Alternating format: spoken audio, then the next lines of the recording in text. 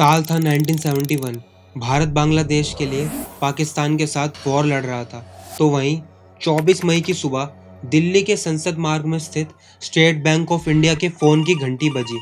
जब बैंक के chief cashier Ved Prakash Malhotra ने अपने सामने रखे फ़ोन को उठाया तो उन्हें पता चला दूसरी तरफ कथित तौर पर प्रधानमंत्री इंदिरा गांधी के प्रधान सचिव परमेश्वर नारायण अक्सर यानी पीएन अक्सर है।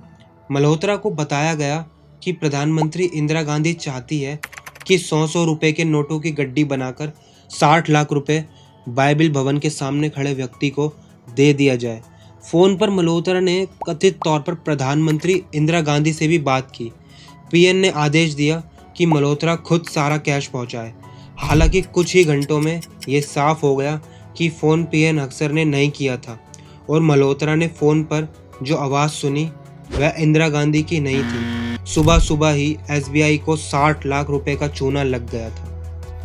बीबीसी हिंदी ने अपनी एक रिपोर्ट में बताया कि कैशियर से पैसा बांग्लादेश में एक सीक्रेट ऑपरेशन चलाने के नाम पर मांगा गया था। फ़ोन पर प्रधानमंत्री इंदिरा गांधी की आवाज़ में बात करने वाले ने मल्होत्रा को कोड भी बताया था। उसने कहा बाइबिल भवन के सामने खड़े व्यक्ति को मल्होत्रा से बांग्लादेश को बाबू कहना था। इसके बाद कैशियर वॉर एट लॉ कहता और पैसा उस व्यक्ति को दे देता। सब कुछ ऐसा ही हुआ।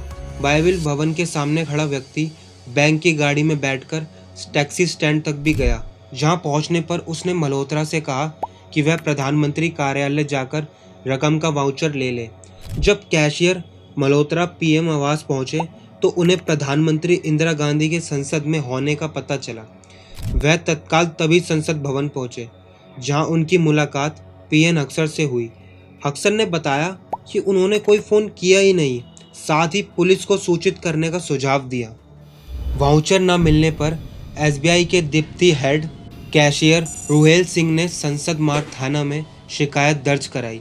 पुलिस ने ऑपरेशन तूफान शुरू कर रात करीब 9:45 बजे उस व्यक्ति को पकड़ लिया जिसे कैशियर मल्होत्रा ने पैसे दिया था। दिल्ली गेट के पास स्थित पारसी धर्मशाला से पकड़े गए उस व्यक्ति का नाम था रुस्तम नागरवाला। इंदिरा गांधी की बायोग्राफी में कैथरीन फ्रैंक ने बताया है कि नागरवाला भारतीय सेना में कैप्टन था और इस घटना से कुछ समय पहले ही भारतीय खुफिया एजेंसी रॉ ज्वाइन की थी। नागरवाला कांड भारतीय न्यायपालिका का एक अनोखा मामला है। 3 दिन के अंदर ही नागरवाला पर दर्ज मामले की जांच पूरी हो गई, अदालत में सुनवाई पूरी हो गई और सज़ा भी सुना दी गई।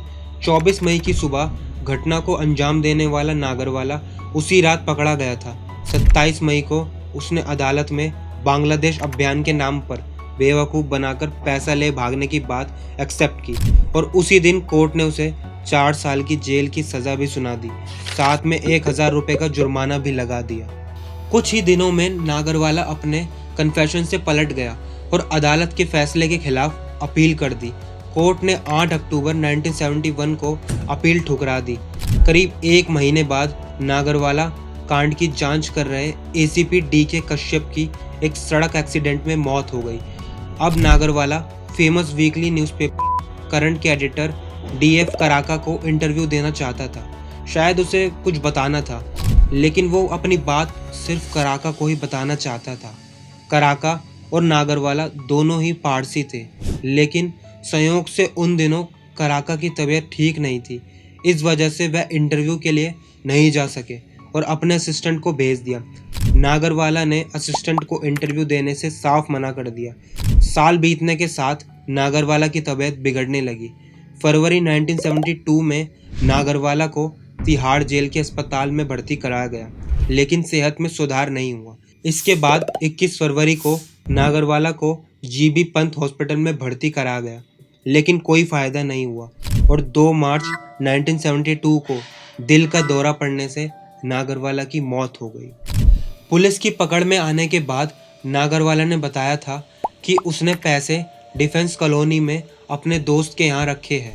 पुलिस को नागरवाला के दोस्त के यहाँ से 59,95,000 रुपये मिले। बाकी 5,000 कैशियर मल्होत्रा को अपनी जेब से देने पड़े।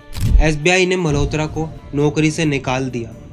इंदिरा गांधी बायोग्राफी। इंदिरा भारत की सबसे शक्तिशाली प्रधानमंत्री में जर्नलिस्ट सागरिका घोष लिखती है, अनएक्सपेक्टेड तौर पर 3 दिन में तेजी से चले मुकदमे के बाद नागरवाला को जेल भेज दिया गया, जहां वो बाद में अपने कन्फेशन से मुकर गया और उसके मुकरने की जांच हो पाती उससे पहले ही वह 1972 में दिल के दौरे से मर गया। कोइंसिडेंस से उस मामले की जांच कर रहा पुलिस अफसर भी कार एक्सीडेंट में मारा गया। मल्होत्रा को स्टेट बैंक से निकाल दिया गया और बड़े ही रहस्यमय तरीके से मामला बंद कर दिया गया। यह कभी किसी को पता नहीं लग पाया कि नागरवाला ने किसके लिए ऐसा काम किया था।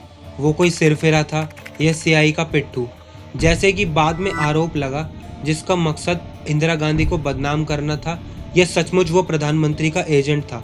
घोष सवाल उठाती है कि नागरवाला को अगर घरेलू या विदेशी स्तर पर ताकतवर संरक्षण नहीं मिला होता तो क्या वो प्रधानमंत्री की आवाज़ की नकल की हिमाकत कर सकता था? क्या इंदिरा गांधी खुद नागरवाला की संरक्षक थी और जिन्होंने बाद में उसकी हत्या करवा दी? महज फोन पर मिले इंस्ट्रक्शन के बूते मल्होत्रा ने नोटों की इतनी बड़ी रकम किसी बैंक से क्यों निकालेगा?